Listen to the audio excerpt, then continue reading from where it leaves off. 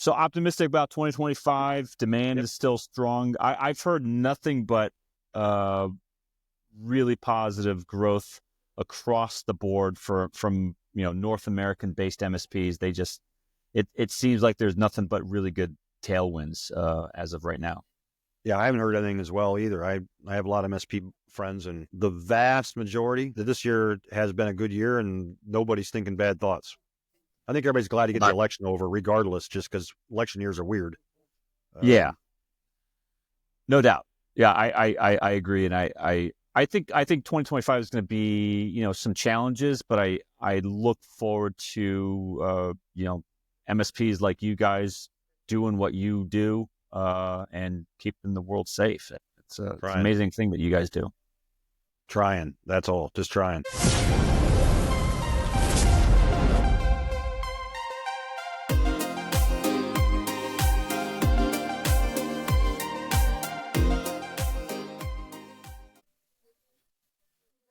So I've got bourbon and I got Bessie. So must be bourbon with Bessie. Welcome to the program, David. Thanks for coming on again. Charles, good to see you. What are you drinking? I'm going my staple. This is Buffalo Trace. I love Buffalo Trace. I have that's my go-to. By some weird coincidence, I as well am drinking Buffalo Trace, and it's it's Blanton-esque. They're the same. They make the blends, don't they? Yeah. I think it's the same mash bill. I think it's the same mash bill. It definitely comes from the same distillery. But that's really good. Yeah, I love it.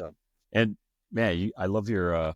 We need to do some on location from your studio there, because I see the Blantons up at the top shelf and a couple of other bottles I'd like to sample there. Yeah, you do see some Blantons up there. I haven't got all 8 yet. I'm collecting the letters. You know how they do that? You're supposed to collect the letters on the horses.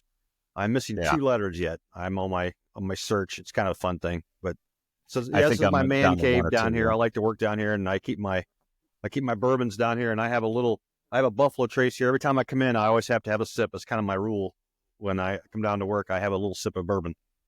That's how every network operations center ought to be equipped is like you do. So I love it. So I mean, I wanted to kind of pick your brain about what I'm hearing rumblings from a lot of MSPs now, as we kind of transition into end of year, starting to look into the new year in 2025, if you can believe it. I'm getting chatter about the current makeup of customers and customers who are on the fence about whether or not to make necessary changes about cybersecurity and things like that, and take the advice of their MSP about, hey, it's finally time to upgrade that old infrastructure, or it's finally time to deploy an EDR tool or start doing whatever that thing is. Are you sensing any of that either with your customers or your MSP peers that you talk to? Oh, yeah, it's been almost exponential for us. Everybody knows security is a thing. And everybody knows that they need to have something in place. It was like 20 years ago, you had to convince people they needed an antivirus because people didn't think they needed the antivirus. No, you got to have, it's like this cycle keeps repeating itself, and now we're to the security packages. A year ago, what we were doing prior to a year ago was we were just simply offering a la carte buffet line security stuff. We had 19 products, and we would ask you what we'd recommend this or that, and it was clunky. We didn't sell much of it. It was, people weren't interested. And so last year we decided we're doing some bundling, and we put 2 or 3 bundles together. The middle bundle kind of tailored itself towards all the questionnaires that insurance is asking now. So last year at this time, we had 0 revenue in security because we just wanted to go live through the end of the year. This year, MRR wise, we're pushing $50,000. Nice. Just because everybody's like, it's like exploded out of nowhere, and all of a sudden the insurance questionnaires come out. Hey, do you doing this, and no, and they come to us and we go, well, yeah, you want option two. And our techs are beginning to talk. Somehow it's finally clicking with clients that security isn't just a $2 little thing you need. You need to spend money, and it's gone exponential. So now we have 2 people on staff that do nothing but security. A year ago, we didn't have that. What? Okay, but is it just as simple as you kind of narrowed the field and said your choices were you don't have 50 flavors, you now have kind of 2 or 3 flavors? Was that all it took? I don't, I wish I knew exactly what it was, because if that's all it was, I'd smack myself for not doing it 3 years ago. Wow. What's wrong with me? Head slap here. I don't know. Maybe it's a perfect storm of the customer needs, and we happen to be there at the right time, at the right place to begin to sell. Because we don't lead with security yet, and I think that's probably next for us, is to actually try to get in on the security side, and then back into the MSP side, because that's just all things we're pushing with our current clients. And it went from a no sell, nobody's interested, to almost everybody signing up now. So the next step is, do you begin to say, okay, if you don't play with security, you can't play in our sandbox, because now you have the people who don't want to be secure at all. Now they're a risk to you because they won't upgrade like everyone else. I mean, it's this constant evolution of who's the right client, and security all coming together at the same time. Who do you want to partner up with? Yeah, I want to follow up on that. What is your opinion as an MSP about the risk that type of a client poses to you when they aren't taking security seriously? Like, how does it manifest itself? You don't have to be, don't use real people, but if you could just synthesize some conversations that you've had in terms of what are they saying to you, and then how do you perceive that as risk to your MSP practice? I'd probably put them in a couple camps. I'm winging this a little bit as I think it through with you, but there's definitely a couple camps. One, there's the client that hasn't upgraded yet. They got the budget for it. They maybe just haven't prioritized it yet, and you believe over time you can get them from A to B. Like we rank our clients. If we're going to talk about client retention later, we rank our clients A, B, C, D. And so you probably can get them from a certain size or certain place. But then there's the ones that actively resist you, that don't want it. It's like, okay, if they're small, resist an upgrade, or like a yes. server upgrade, or what are you talking about? Security. Even the security. Well, we're going to get to that, but there are clients that, over the past 7 or 8 years for us, we have moved out a lot of clients that just became too much of a risk for us, and we didn't want them anymore. They're not a good business partner anymore, because they're transferring the risk to you. They don't want to pay for something, whether it's a new server. They don't want to pay for their software. What they're doing is, I'd rather you cover it. I'll just transfer the risk and my costs to you. So now we're stuck with the high risk of the server crash, things like that. So it's the same way with security. If they say, now our base package, we give a good base package. So everybody with us, the base package, you still get SentinelOne, an EDR. We include EDR as our base package. We set it to automatically disable the PC in case there's issues going on. So the base package is still good. Mm-hmm. So would we fire somebody on that? Probably not right now, but I don't know what a year from now, if they say, no, what, I'm good, never mind. What they are saying is, I want you to assume the risk if somebody clicks on something and SentinelOne misses it, as opposed to having a SOC or SIM in place. So they're not really articulating to you that transfer the risk. They're just saying, look, I don't want to pay for the technology here, but there's got to be some, not body language, but there's got to be some hint that they're giving you of, I'm not only not going to pay for this, but you're going to take it, right? You're going to take care of that if something bad happens. Are they saying? Yeah, you're right. They don't articulate it that way. Here's a lot of them will say it like this. Well, I assume you got me covered. You guys are the security experts. I believe in you guys. You guys you've already got all this in place. You got my backups working. You gave me a good base package. I'm good. Enough.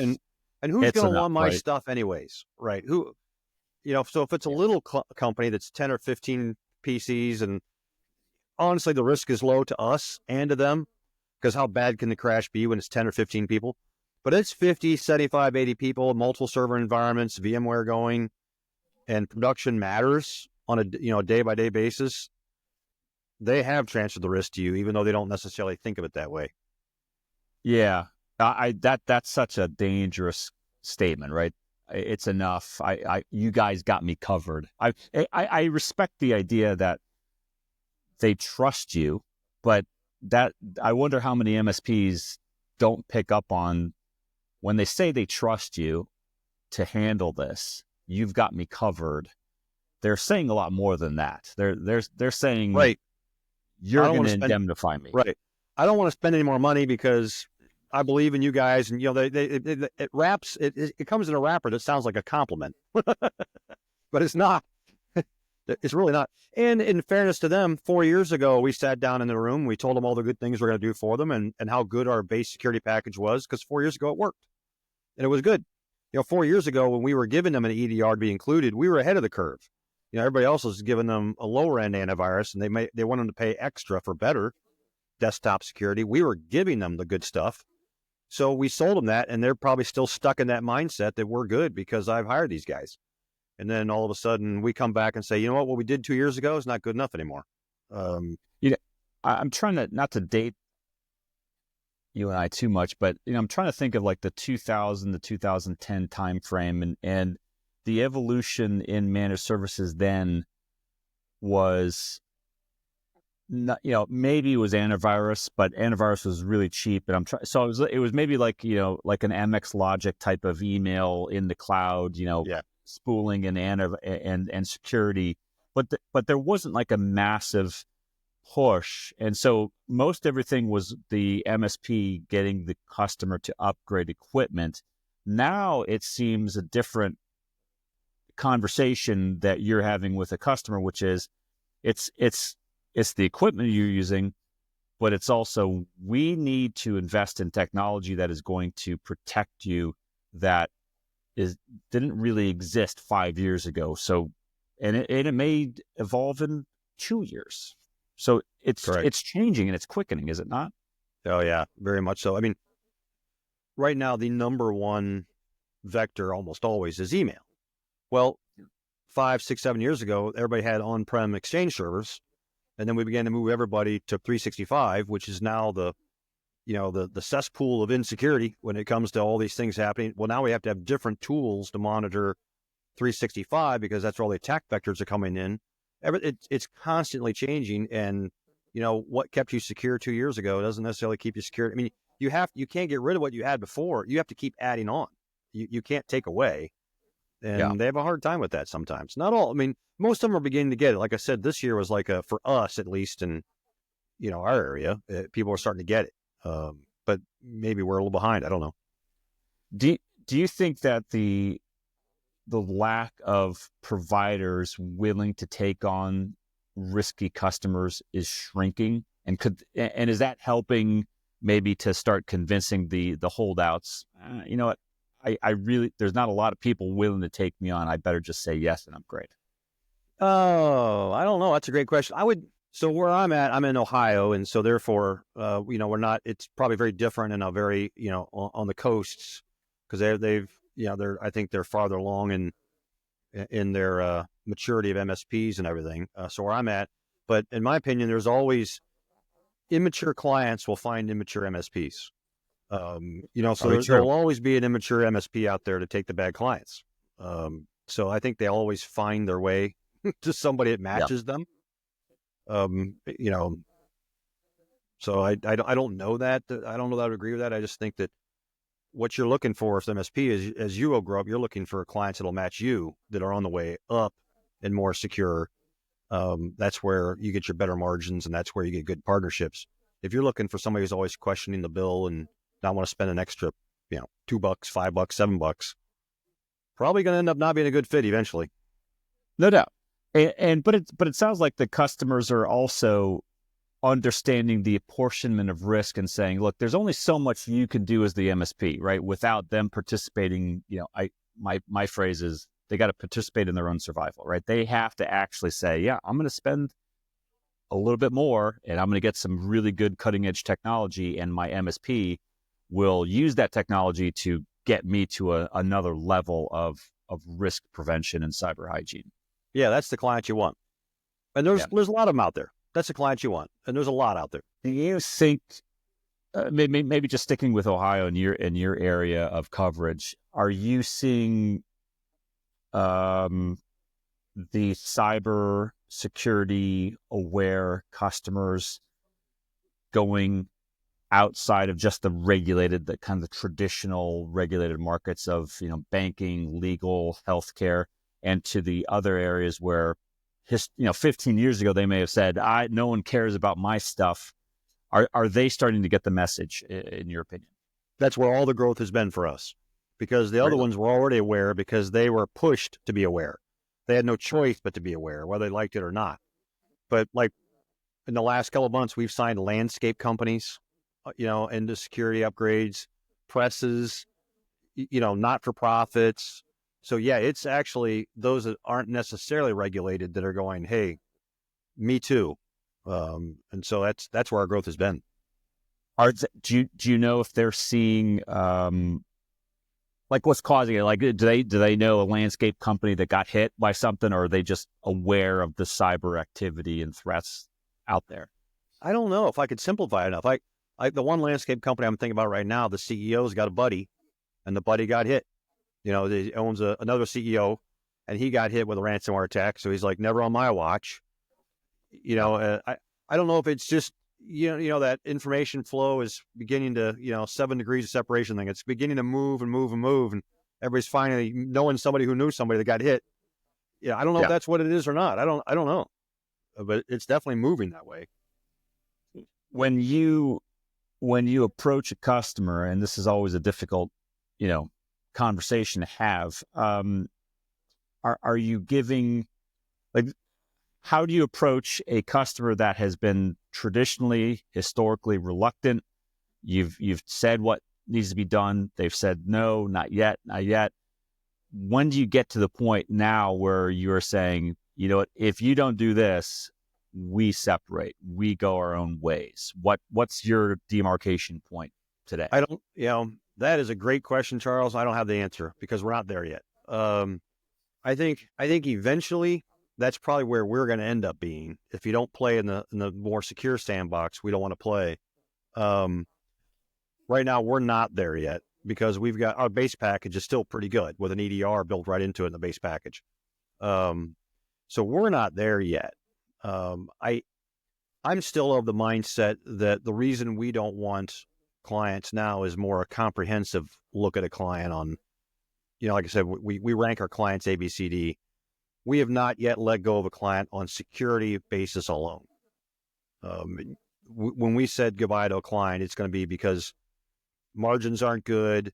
They don't want to upgrade, things of that nature. They don't pay the bills on time, things like that. Second guess every invoice or whatever. That's generally there's this composite of factors that make up we rank them A, B, C, D. A, you love them. B, you like them. C, you can improve them, and D, you got to fire them. That's how we rank them, A, B, C, D. And we've pulled off all the Ds a couple of years ago. We have A, B, Cs. But what we're learning is once you do that, all of a sudden there's a reshifting of the universe, and now you find some Ds that were Cs. There's always somebody at the bottom, no matter how you look at it. Always somebody's at the bottom. But we have always let them go for those reasons, and not security alone. And maybe that's because we're not mature enough yet. But right now we've not done that. Well, I mean, or maybe it sounds like your worst customer has actually just gotten better compared to the worst customer 5-10 years ago. That's 100% true. We have let go of a lot of clients over the time. But it's generally for all sorts of different reasons. But yes, so we have only A, Bs, and Cs on the original rankings, but now a couple of them are, they're kind of Ds now. And now they look like a D. It's like, so, we target those. And what are we going to do about them? We're going to move them out.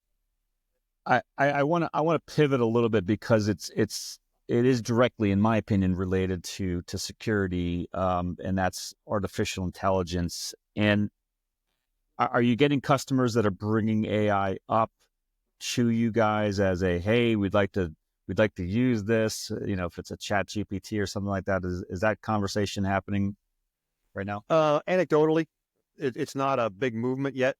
Again, in Ohio, we may be a year or two behind everybody else. I don't know. We use chat GPT and AI all the time. And we've had Internally. several, what's that? Internally? Yes. Yeah. Oh, Okay. yeah. Yeah. And we've had multiple meetings, like our CSM, Client Success Management. There's one gal in particular that's really embraced it and loves it. And she's had multiple meetings with people, talk to them about Copilot and chat. But it's kind of like we're watering seeds now, like we're in the middle of either spreading the seeds or beginning to water them. It's not like this rush of information and I kind of feel like we might need to get ahead of this even more than we are now. But right now, we've not had this massive embracing of it yet. We're just talking about it now. Yeah, I think that's probably accurate and consistent with what I'm hearing. Most MSPs delving into AI are doing what you said, right? They're using it internally. They're not really exposing customers to it. I think out of just an abundance of concern about what it could do to the customer experience. That's what I've heard. Yeah, and how to rightly apply it to their business, we may not even really know. I mean, we're just figuring out how to apply it to ours. Yeah, that's a good point. Automation. When you're talking about, you mentioned margins a lot. I've heard. I actually just talked to somebody from PIA, an automation platform, and they were talking about kind of the struggles of getting some MSPs to understand how automation can actually help with scalability and efficiency and security. I think huge security play for automation, but it does impact your margins considerably if you do it right. What are your thoughts on automation in the MSP profession, and are you guys dabbling at all with automation? We're not dabbling. We've dove in. You're already in the pool. Yeah, we're all in. We started really heavy about a year ago. And I'll have to name some tools here. I hope that's okay on the in the podcast. Name some go ahead. tools, but no offense to your friends at PIA, but we because we did look at them. We use Roost as one of our tools for what's called RPAs. And we use a tool called IMMYBot, IMMY.bot. And the two of those are very much our tool set. We used to be a ConnectWise shop, and we left them a few months ago and went to Halo. Yeah. And Halo is for PSA. It's got it built in. A whole bunch of AI features are built in. So a lot of the things that we were doing to work around ConnectWise's, in my opinion, archaic structures, we used Roost for, and now we can build those right into workflows into Halo. But we're to the point now where we've been for almost a year, where a ticket can come in and we can hit the button and we can go to Active Directory and create the user account. We can create the passwords. We can put them in the security groups. We can go out to Office 365 and buy the licensing. We can then create the email groups, email distributions, update the documentation, do all that. We don't touch it. Well, do that times a gazillion number of users, you save all sorts. We use Roost now and we assign values to it. We track and have been tracking for almost a year now the hours that we save on automation. Our goal is to save 40 hours a week. In other words, a person. And we've been at that for quite a while, but because we can because of Halo now, some of the stuff we can't track anymore, it's built in. That we don't have to do with Roost or with IMMYBot anymore. But we still track it. It's a metric for us that we review every week in our L10 meetings using EOS as a framework. We track it. There's massive amounts of savings there. So you're seeing about 40 hours a week in time savings. It's better than that. It's better than that, but that's what we know of. Wow. And we're not. And frankly, we just scratched the surface on where we're headed. Where we're headed, I would think we can 60 to 80 hours we can find. So I get the ticket documentation, really important. I get the ticket handling, routing, assignment, but you're talking actual once it's been approved for that user creation. So actual interaction between the ticket and, let's say, Microsoft 365 or something like that. That's going deep. It's cool. Yeah, it's automated. Yeah, I mean, Roost has a built-in workflow for that that's kind of frameworked out for you, and then you can go in and learn it and tweak it for all your customers. And I mean, there's a lot to learn, and it's a heavy lift to get used to it, get going, because there's a lot of things you find out when you're into it, like, oh, I got to do this now, oh, I got to do that now to make a Roost work better. But yeah, like EmiBot is a tool, a system state tool that, like, and here's why we can't track it all, because it depends on, we have clients in multiple states now. And so when we do procurement for clients, a lot of times we will send the laptops and PCs directly to them. Well, with EmiBot, you can preset, it's what you want, you've always wanted out of a script. You can preset all the packages. They have like 7,000 or 8,000 install packages for each client on a thumb drive, send it out to them. When they open the laptop out of the box, it'll even answer the irritating questions about what time zone are you in for, Dell things that you think a human should stand and go, oh, I'm Eastern, or I'm Central. It'll do all that. It'll create the account. It'll join the domain. It'll install their programs, install their apps, install all that for you. And then you just log in and finish off what you need to. That's not creating a ticket. So we don't know about that time, so that doesn't go into our 40 hours. But if you do it here at the office, it's logged. You're just not tracking it as time. That's right. It's logged, but we won't know it. It doesn't go into our 40 hours a week. But if you do it at the office, we'll put it in our PSA and we'll know about that time. Like, we clean out Active Directory accounts. There's a pain. It's a pain to do. A lot of MSPs don't like to do it. Well, you can use Roost with a form, put the name in, it just does everything. Deletes. Well, that's 15, 20 minutes a user. Well, clean up 10 users, you just saved a couple hours. It's amazing what you can do with automation. So it's not, I mean, it sounds like you're using it not just for ticketing, you're using it for fundamental MSP. Oh, yeah. Everyday work. Oh, yeah. We're not, and with ConnectWise, we would have the ticket come in, have it automatically categorize it, take the ticket summary, go out to ChatGPT, come back and automate the PSA with what are some suggested fixes for it out of the gate. And then for the tech to actually get some ideas in case is really helpful for newbies, especially. We don't do that with Halo, because Halo will actually look at your documentation system automatically and come back and say, hey, here's the last 4 tickets that you saw that look like that. Here's documentation for it. And Halo can then go, would you like me to run the script for that? We're not there yet, only because we got to trust it yet. But that's where we're going, and that's where it's taking you. I mean, that's why a good modern day PSA is terrific. Yeah, I know. I'm listening to you talk about that, and that's amazing. Like, that's the future of managed services, because what it's doing is I like the documentation part of it. I like the fact that it's still giving you, the MSP, control over how you are automating, which, in my opinion, and I like to maybe talk to you about it and get your thoughts about the fears. I was watching the news about I shouldn't get political, but a union was talking about no automation at the ports, right? And right. There's a lot of fear, and some of it may be genuine, about automation technology, harming your job. Do you think any MSPs are thinking that automation and AI are going to actually put them out of business? Is that real? I've not heard that. I would, my guess is probably the lower tiered IT tech is worried about that. Because if you had if you put in a scenario, a ticket into chat or to any kind of based AI, it will come back with some pretty good suggestions. Now, on what to look for. Halo takes it better because it actually ties it into your own private database already set up on your tickets to know what you did to fix that ticket, from that client. So, but we have always couched it to we are not trying to replace people. We're trying to get more out of the same people, and instead of a ratio of 200 PCs per tech, we want to get to 250 or 250 to 300 or whatever.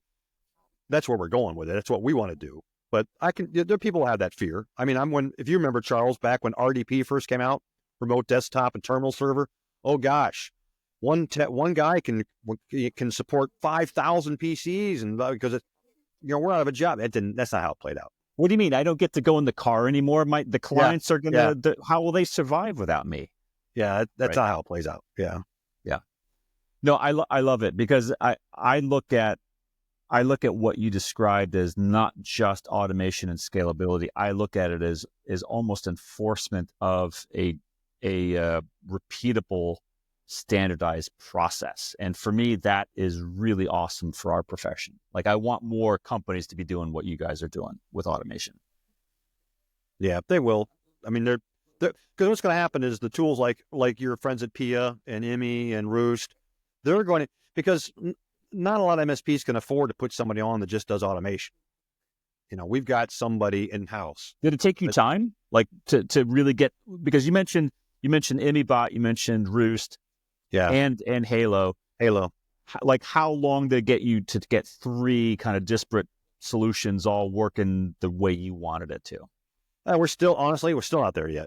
It's been we dove in hard over a year ago, year and a half. Because what you'll find, what we learned is you have to have, for the tools to work right, because tools are tools. They don't think, so when you say, go here, go here, go here, go here, well, if your client's not standardized and the email addresses don't match the user login names, it breaks. So all of a sudden you have to have all these customized automations to match the client. That slows you way down. If you're standardized, highly standardized, the client automation's easier. So it is an ongoing rebuild of your MSP to maximize automation to make it work best.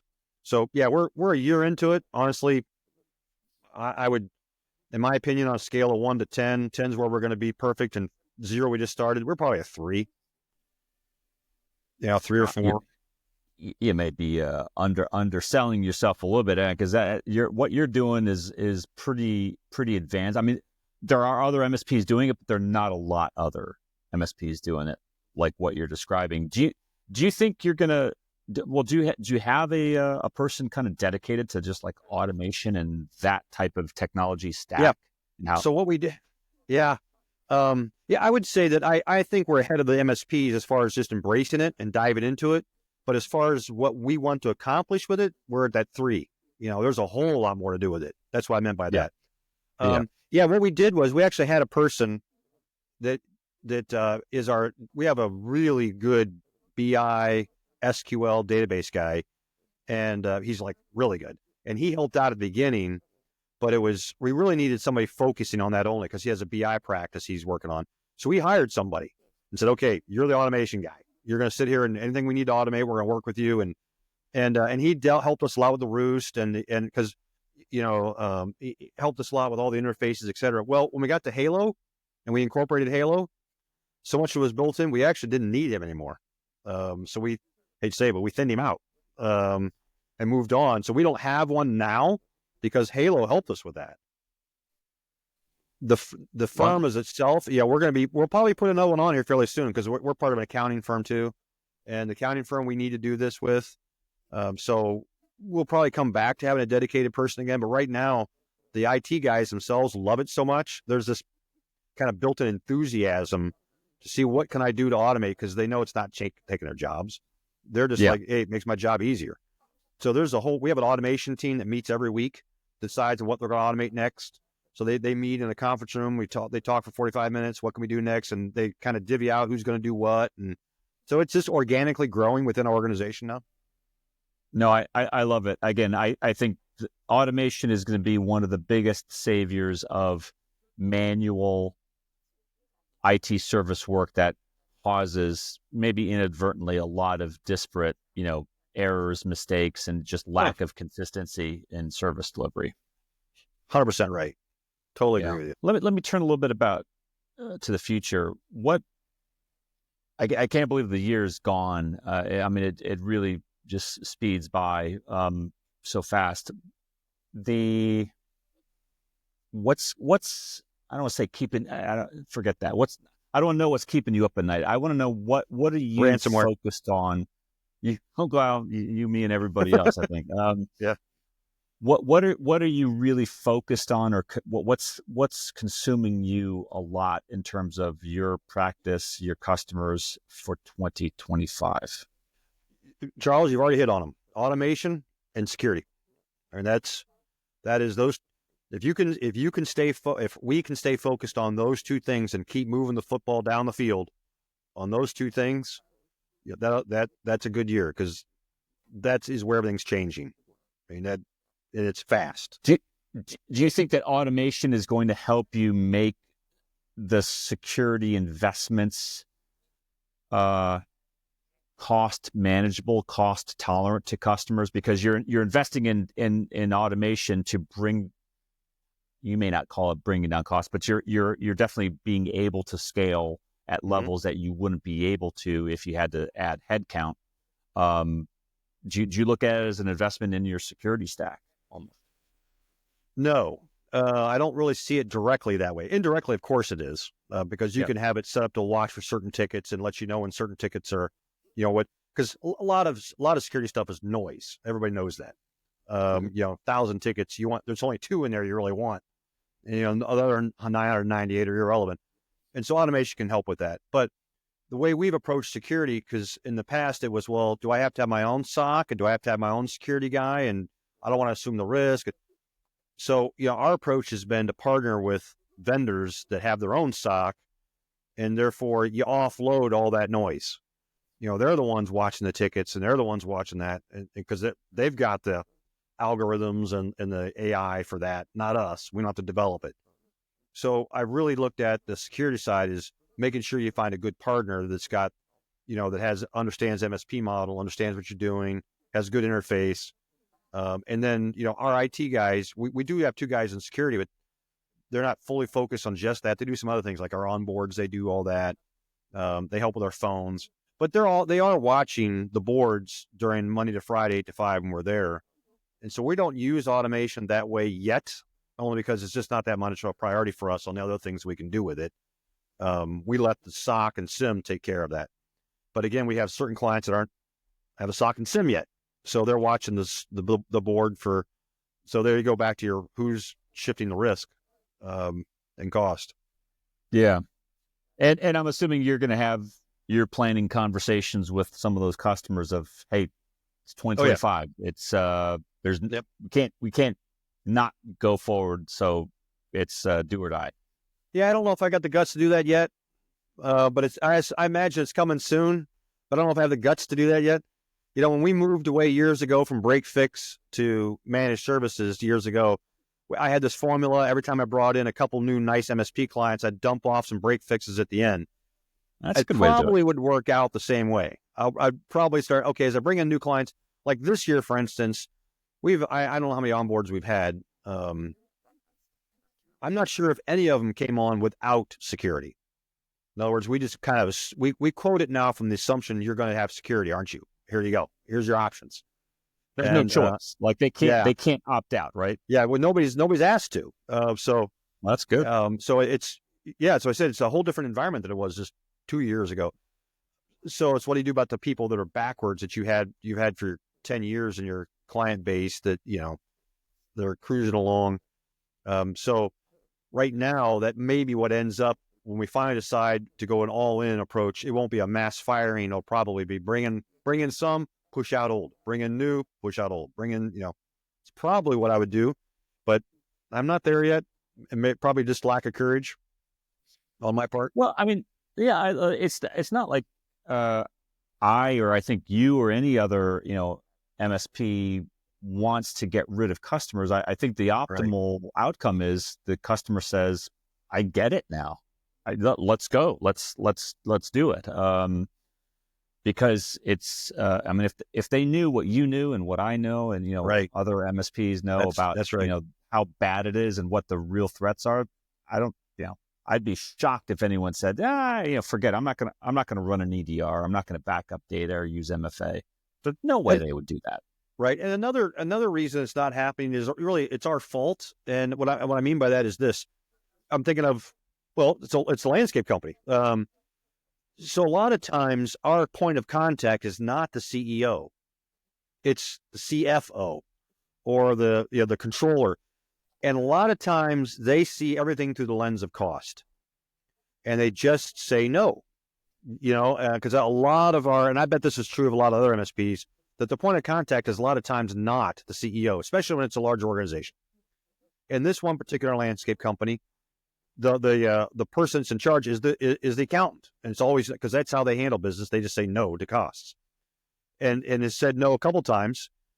And we like to take our clients out and entertain, whether it's golf or whatever. And I like to shoot sporting clays, so we take guys shooting sporting clays.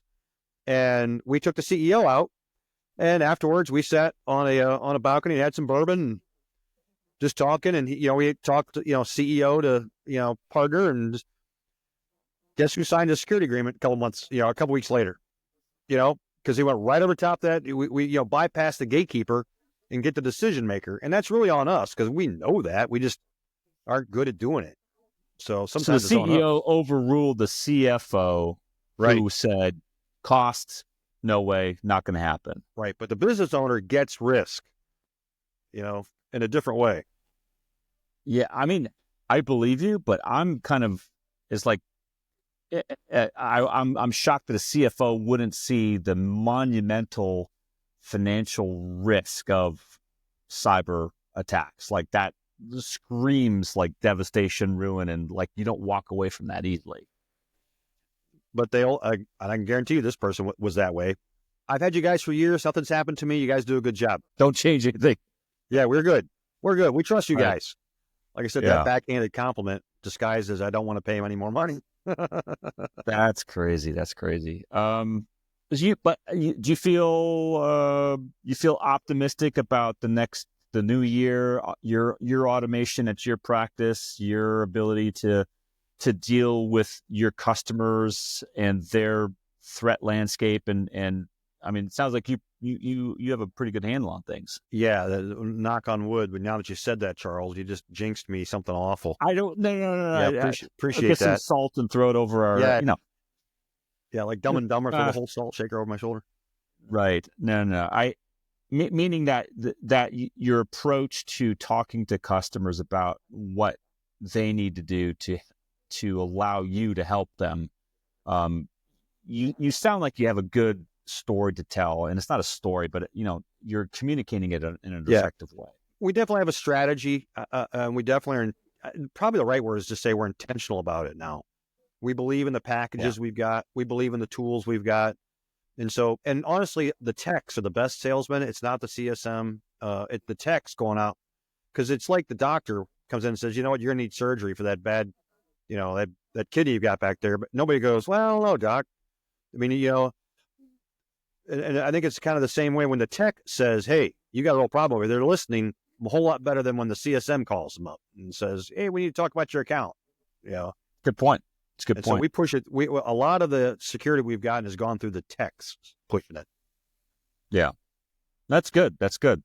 So optimistic about 2025. Demand is still strong. I've heard nothing but really positive growth across the board from North American based MSPs. They just it seems like there's nothing but really good tailwinds as of right now.